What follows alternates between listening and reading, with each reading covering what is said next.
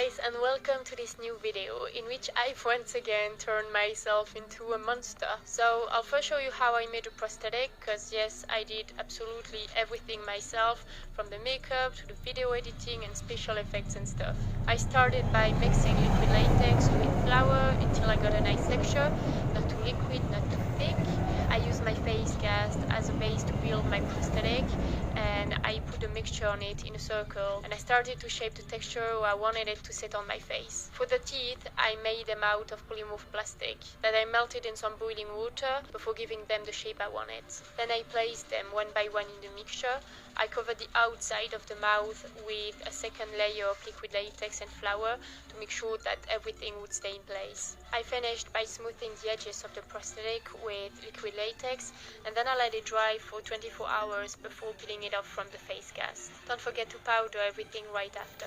I then removed all the teeth so that I could work on the colors more easily. I first used some reddish and burgundy grease paint, so actually I created a sort of gradient that goes from a lighter shade of red in the outside to an almost pitch black color in the inside of the mouth to give it more depth. For the edges of the prosthetic, I used alcohol activated paint to give a skin color to the latex, and then I used a reddish shade on the top of the prosthetic to give an irritation effect. I glued the teeth one by one with some strong glue before coloring them in yellow, still with alcohol activated paint. So here what I've done is that I've created a transition of colors that goes from orange on the base of the teeth to yellow on the tips. It's what makes the teeth look the most realistic, I think. And this is the final result of the prosthetic when it's finished. Time for the application. So I used a white pencil to draw the location of the prosthetic on my face, and then I applied spirit gum on my skin and on the prosthetic. You can also use prosaic glue if you want, it will work just fine. And then I applied it on my face.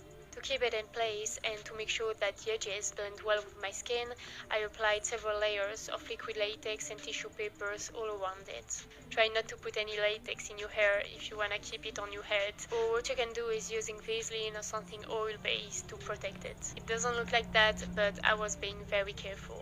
I used a hair dryer so that the latex could dry faster.